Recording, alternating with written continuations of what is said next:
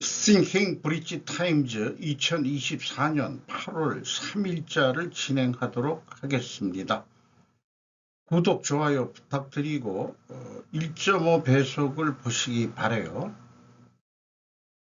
오늘의 편집 내용 제목들이 되겠습니다. 중국의 관세 전쟁, EU가 새로운 전선을 열다라는 제목으로 피터 자이언의 메일을 받은 내용을 소개를 하겠습니다. 우리는 오늘날 또 다른 종류의 전쟁에 대해 이야기하고 있다. 구체적으로 우리는 미국과 EU가 그들의 전기 자동차 시장에 대한 중국인의 참여를 제한하려는 시도를 살펴볼 것이다. 미국으로부터 100%, EU로부터 약 50%의 관세가 부과되면서 중국 전기차 산업은 궁지에 몰리고 있으며 더 악화될 뿐이다. 중국의 보복 조치는 외국 수입에 대한 의존도에 한계가 있으며 갈륨과 같은 다른 재료의 수출을 제한하려는 시도는 역효과를 낳았다. 중국은 심지어 베이컨에 관세를 부과하려고 했다. 중국의 수많은 다른 문제들, 인구 통계, 포스트 코로나 감소, 저부가가치 등은 이러한 관세로 인한 문제를 더욱 악화시켰을 뿐이다. 반도체 산업은 중국 시스템의 비효율성과 외국의 전문 지식에 얼마나 의존하고 있는지를 보여주는 좋은 예이다. 그리고 오해하지 마십시오. 중국은 세계의 제조국이고 그것은 작은 것은 아니지만 중국의 지배력은 계속 증가하는 무역전쟁으로 인해 도전을 받게 될 것입니다. 이렇게 간략하게 표현을 했는데 실제 멕시코 어디 산행을 하면서 자기 개인 카메라로 산 위에서 이거를 방송을 하는 거를 또 좀 봐라 해가지고 쭉 번역으로 좀 이렇게 봤는데 그 중에서 하나 인용을 하면은 중국이 지금 이렇다는 거로 비교하는 것 같아요. 모든 판매를 해외 시장에 의존하는 주요 제조 국가일 때 경제 모델에 의존하는 무역 시스템을 파괴하는 것이기 때문에 안정을 일으킬 만한 충분한 인력이 없기 때문에 해외 판매가 그들이 가진 전부입니다. 중국 이런 표현을 했거든요. 한마디로 중국의 발전은 미국이 문호 개방을 시키면서 미국이 중국의 싼 제조하는 물건을 받아들이면서 경제 발전이 됐는데 이제 너무 컸다 그런 거 아니에요? 그리고 중국이 미국만 하더라도 미국은 무역을 안 하더라도 자기네 내부에서 나는 거를 모두 살 수 있는 나라라고 자급자족할 수 있는 나라라고 피터 자이언은 그렇게 얘기를 그의 저서에서 얘기를 하고 있고 중국은 지금 현재 수준의 경제를 유지하려면은 수출 의존도, 수출 지향적인 국가, 한국처럼 그렇게 돼버렸거든요. 따라서 자기네들이 미국이나 유럽이 무역 제재, 관세를 높인다고 해서 자기네들도 보복 관세를 한다 하지만은 수출 주도형이기 때문에 국내에서 나오는 원자재 가지고 모두 충당할 수가 없어서 결국 수입을 해야 되는데 돼지고기 하나만이라도 짐이 돼지 무슨 병이 걸려서 많이 죽어가지고 중국 국민들은 돼지고기 안 먹으면 요리가 안 된단 말이에요. 근데 미국이 돼지고기 수출을 또 제한했어요.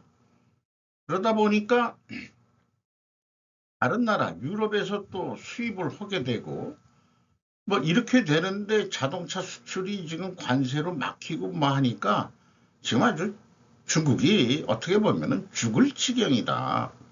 딴 말로 얘기하면 그렇게 표현하는 것 같습니다. 탄핵 남발하는 거대 야당, 국회 입법 권력 남용. 제가 제목을 이렇게 붙였어요. 두 가지의 뉴스를 한 페이지에 작성했습니다. 야, 이진숙 탄핵안 본회의 강행 처리, 직무정지, 이진숙 거야 탄핵소추 횡포에 당당히 맞설 것. 박지영 기자가 조선비지에서 보도했는데, 방통위는 이날 오후 5시쯤 국회의 탄핵소추 의결서가 이 위원장에 송달돼 국회법에 따라 이 위원장의 직무가 정지됐다고 밝혔다. 이에 방통위는 김태규 부위원장이 위원장 직무대행을 맡는 1인 체제가 됐다. 근데 이런 거를 예상이나 했듯이 취임 당일 다음날 바로 KBS 이사 7명인가? 그걸 임명해버렸죠. 대통령실, 야, 이진숙 방통위원장 탄핵 깊은 유감, 반헌법적 행태, 탄핵 폭주에 맞서 당당히 헌재 심판 받을 것. 이미혁 기자가 또 조선비지에서 보도를 했어요. 대통령실은 2일 이진숙 방통위원장에 대한 탄핵소추안을 야당이 일방적으로 강행 처리한 데 대해 깊은 유감이라며 헌정사상 처음으로 방통위원장 직무대행을 탄핵했겠다고 하더니 일주일 만에 헌정사상 유례없이 52일 만에 신임위원장 탄핵안을 냈다고 비판했다. 탄핵소추안이 2일 국회에서 통과됨에 따라 이 위원장은 직무정지 상태가 됐고 이걸 헌재 또 최종 판단을 요구할 모양입니다. 헌재의 탄핵 심판을 기다리게 됐다. 요거는 대변인인데 누군지 처음 저는 보는 얼굴 같습니다. 행안부 장관 전 국민 25만원 지원법 제2 요구 건의. 차정윤 기자가 YTN에서 보도했습니다. 행안장관 전 국민 25만원 지원법 제2 요구 건의. 이상민 장관 25만원 지원법 정부 고유 권한 침해. 대규모 현금성 지원, 재정적 경제적 부작용 예상. 지역사랑 상품권 단기간 내 지급은 사실상 불가능. 이 소제목만 얘기해도 충분할 것 같고요. 제가 8월 2일자도 얘기했지만은 이거를 25만 원을 5천만 원으로 곱해보면은 12조 5천억 원이 됩니다.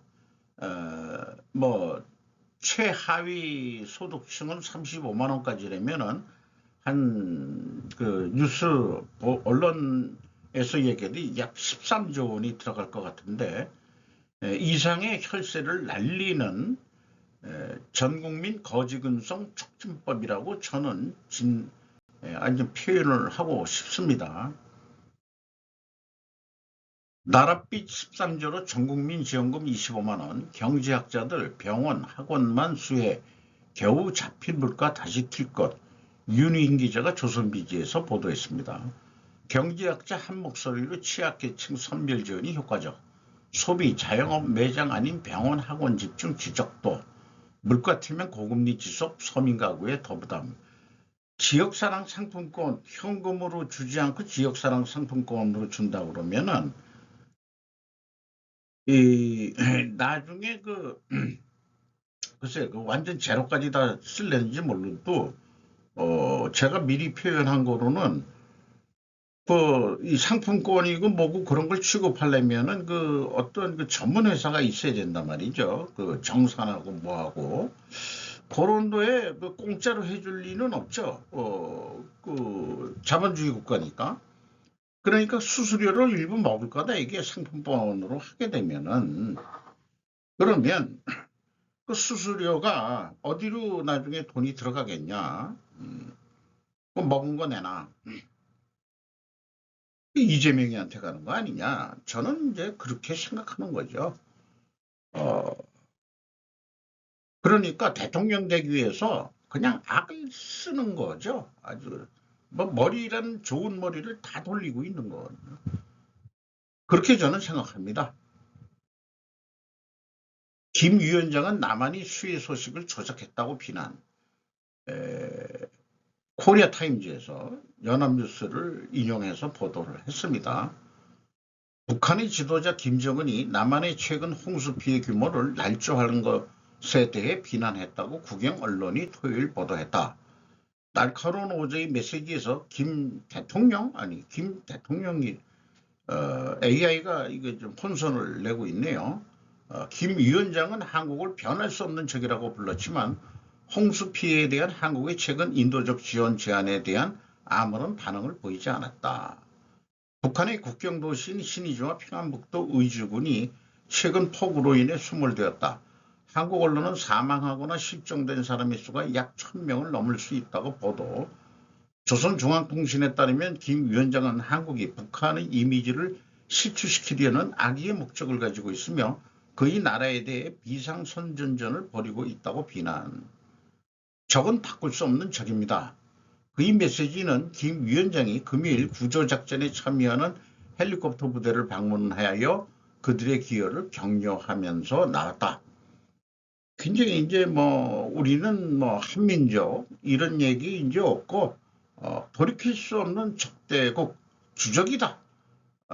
남한이. 그러면 우리도 주적을 북한이라고 얘기했었는데 저는 개인적으로 중국이다. 이렇게 얘기를 하죠. 거기다가 또 김정은이도 또 중국한테 너무 굽신거리지 말라고 이렇게 얘기했다며요. 갑작스러운 홍수로 북한 무기 공장들이 피해를 입었습니다. 니콜라 스미스가 텔레그라피에서 위성 사진을 보면은 그거 확실하다 이게요. 북한의 대규모 홍수가 이 운동 정권의 가장 중요한 공장들 중 일부를 손상시킨 것으로 의심된다고 한다. 7월 말에 촬영된 사진들은 중국 국경을 따라 있는 자강도와 량강도의 기록적인 폭우가 얼마나 큰 피해를 입혔는지를 보여준다. 프레닛 랩스의 사진을 게재한 NK뉴스에 따르면 홍수의 정도가 러시아로의 무기 수송을 방해할 수도 있다고 한다. 사진 중 하나는 160여 채의 주택과 학교, 공공건물 등 광명리 마을 전체가 급류에 휩쓸려 사라졌다. 남한은 날씨와 관련된 재앙이 상당한 인명피해를 야기했다고 믿고 있으며 북한은 지금까지 이를 무시해온 인도적 지원을 제공해 왔다? 제시했는데 아무 응답 대응이 없죠. 한국 정부의 추정치와 최근의 위성사진 모두 북한 정권의 재앙의 전모를 공개하지 않았음을 시사하고 있다. 이렇게 표현을 했습니다. 구명보트를 타고 다들 심각한 얼굴로 가고 있는 모습이네요. 이럴 때 모두 전부 다 이걸 뭐라 그러죠? 이 구명조끼를 해야 되는데 김정은이가 안 하면은 다들 할 방법이 없죠. 음, 물에 빠지더라도 빠져 죽을 만한 수심일지 어떨지는 잘 모르겠습니다만은 그런 느낌도 있네요. 트럼프는 기후와 에너지 정책에 대한 큰 계획을 가지고 있지만 그것들을 실행할 수 있습니까? 라는 질문형으로 사만다 그로스, 루이손 살 두 사람이 브루킹스에서 보도한 내용의 레터를 받았습니다.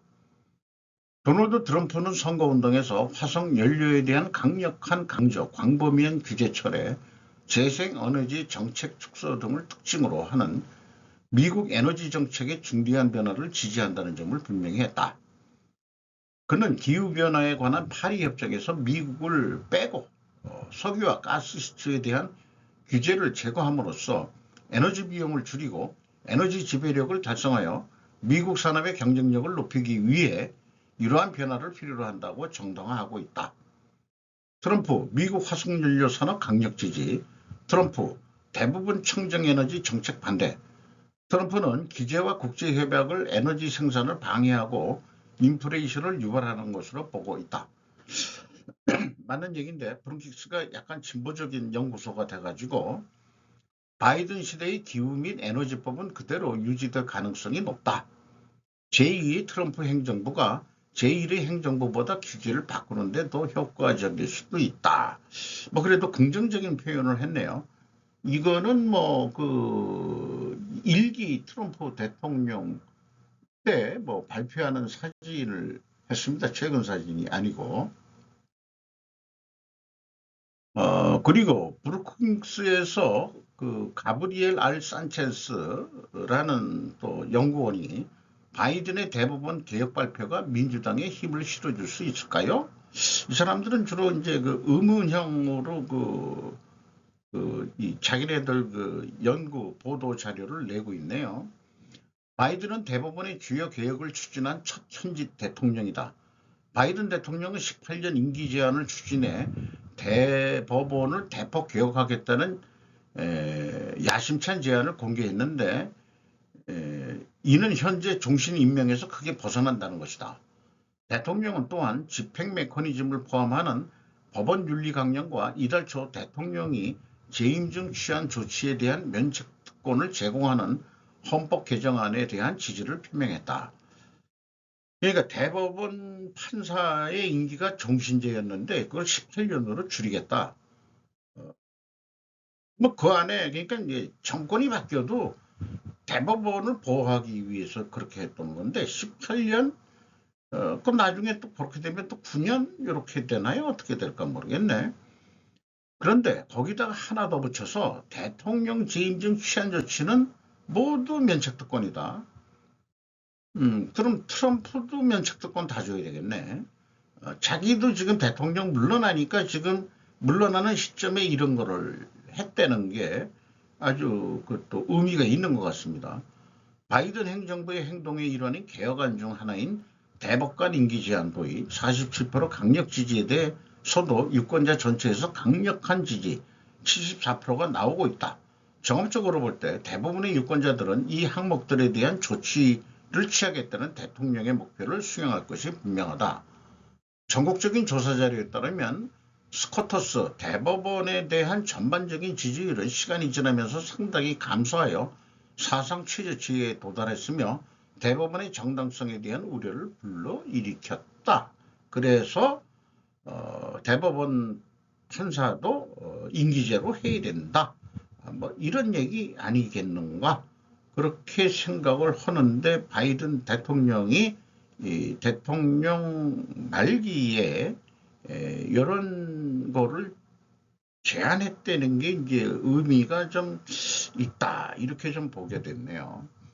이 대법원 건물을 보면은 이런 걸 보면은 전부 다 옛날에 그 로마 아테네 신전 그거 모양을 다 흉내내 가지고 저 권위들의 상징인지 그렇게 생각이 되네요.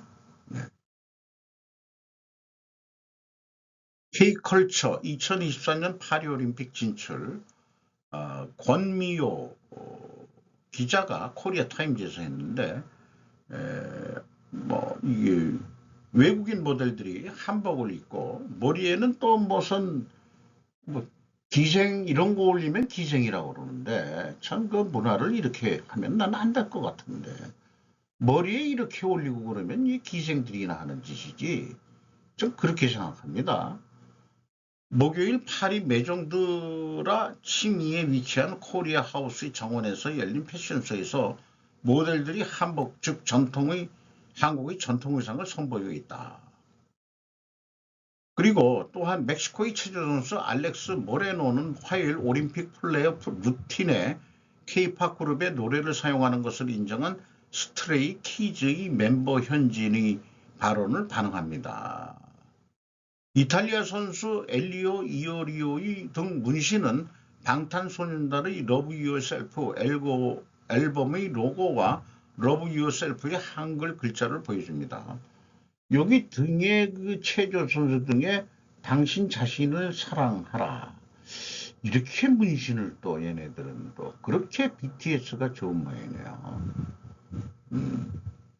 이번 코리아 하우스는 15개 민간 공공단체가 참여해가지고 역대 최대 규모로 7월 26일 날 열어가지고 첫 5일간 16,016명 방문객이 다녀갔다. 이렇게 소개를 하고 있습니다. 하반기에 하나 에어로스페이스가 K9 천공 레드백 출격 준비가 완료됐다고 박준우 기자가 조선비지에서 보도를 했습니다. 현재 그 러시아 우크라이나 전쟁 때문에 좀 그 수요가 일어나 가지고 유럽에 지금 우리가 잘 팔고 있죠. 또 호주에도 또 팔고 있습니다. 이게 그 K9 자주포, 요게 천공, 요게 레드백, 이런 이것도 전차라고 그러겠죠. 이게 많이 파괴가 돼가지고 그 영국 거 뭐 이런 거 뭐 이런 거지만은 우리 게 이제 또 좀 질 좋고 값싸고 좀 들어갈 것 같다 그런 얘기죠.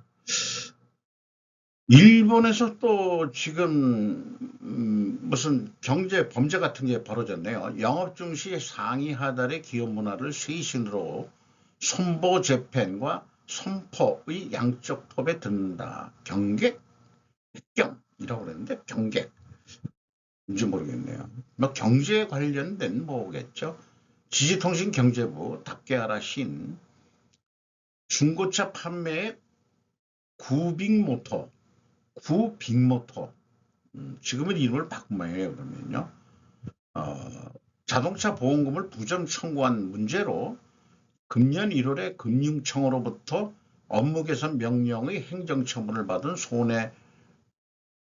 손해보험재팬과 모회사 손포홀딩스, 손보재팬은 BM이 고의로 차를 손상시켜 부정 청구했을 가능성을 인식하면서 일단 정지한 사고차의 소개를 재개, 부정을 조장시키는 경영 판단을 실시한 것으로부터 모회사를 포함한 경영톱이 인책 사임하는 사태로 발전했다. 그래서 영업 중시나 상위 하달의 기업 문화에 대해 쇄신을 도모하는 손보 재팬과 손포의 양토백에 질의를 해서 답변을 받았는데 BM 비리 발각 후 현장으로부터 경영진에게 바로 보고되지 않았다는데 그러니까 상위 하달만이 아니고 하위 상달 이런 커뮤니케이션 보고 지시 이게 전산화 안 하면 또 이렇게 되는 거 아니냐 이게요.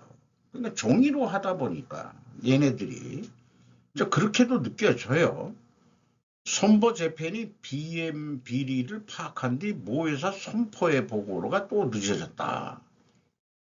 요거 온라인 전산화해 놓으면 이런 일이 없을 텐데 요거는 금융청 당국자들이 조사를 위해서 이렇게 가방을 들고 이게 노트북도 있고 뭐도 있고 막 그렇겠죠. 쫙 들어가는 장면입니다. 여기 무슨 3만 대라고 써 있네. 중고차 매장을 운영하는데 보험금을 부정 청구했다. 이런 얘기네요.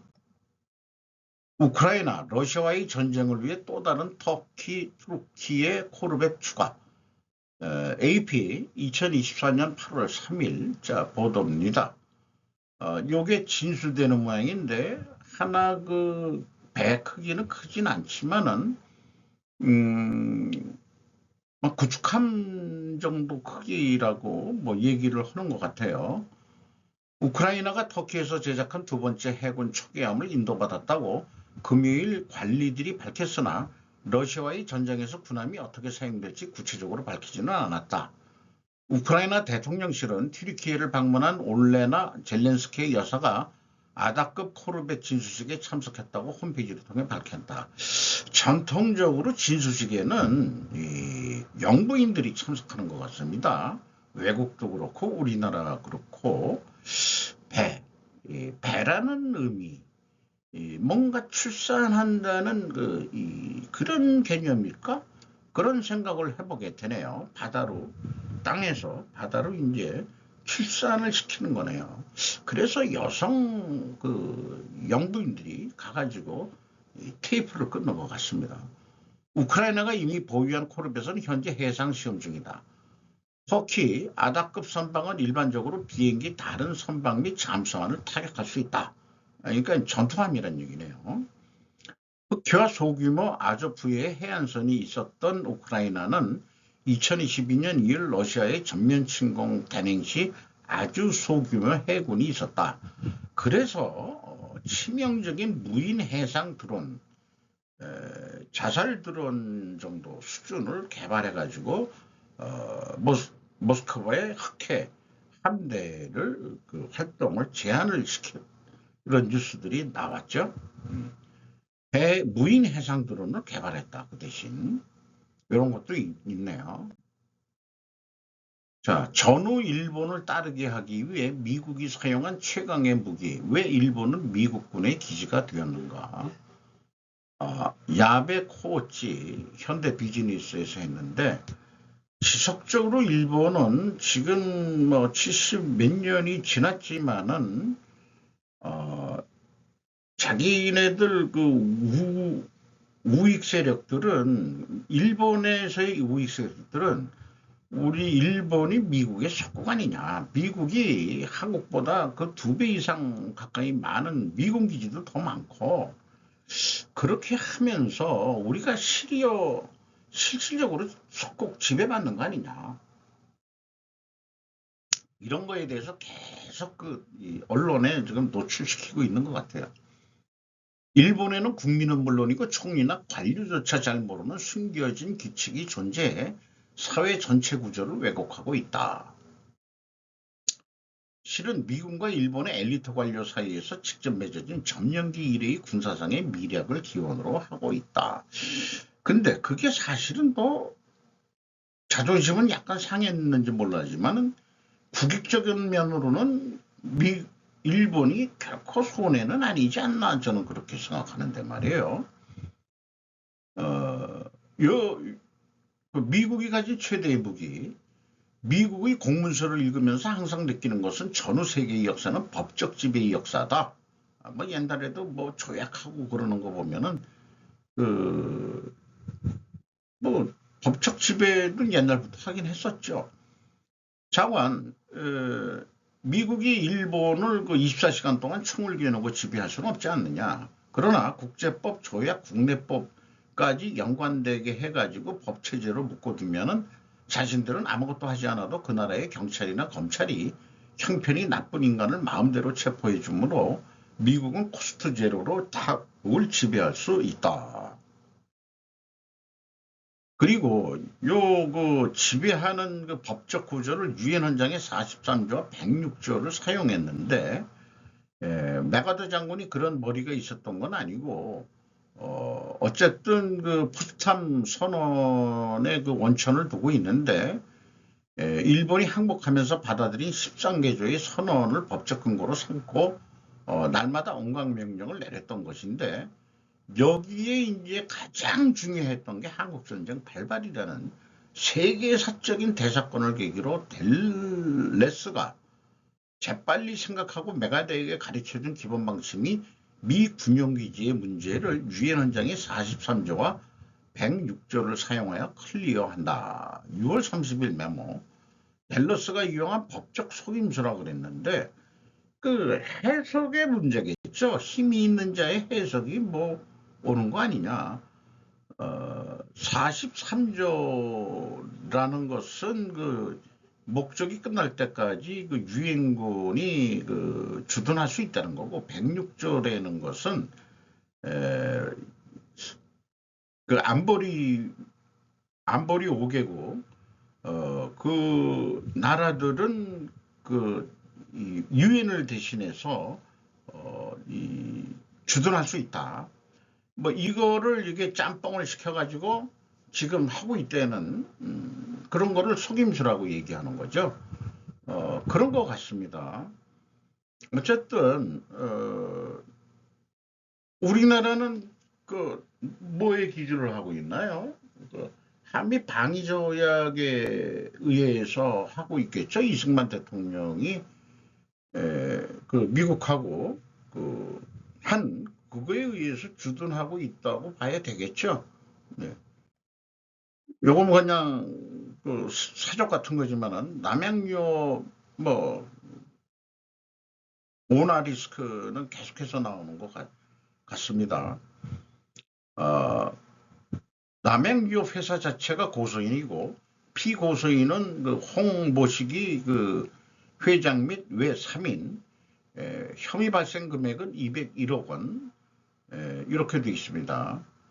고소장 제출 후 진행되는 재반 사항에 대해서는 적법한 절차에 따라 필요한 모든 조치를 취할 예정이며 관련 기관의 조사에 적극 협조할 예정입니다. 그런데 요거 이전에 그 7월 3일 날 시장 본부에서 불성실 공시법인 지정, 남양유업, 공시형, 공시불이행, 불성실 공시 내용은 소송 등의 제기 신청 일정 금액 이상의 청구, 요거를 그 지연 공시했다 이런 얘기예요. 위반 제재금은 1,600만 원. 이런 게 있었네요. 이상 마치도록 하겠습니다.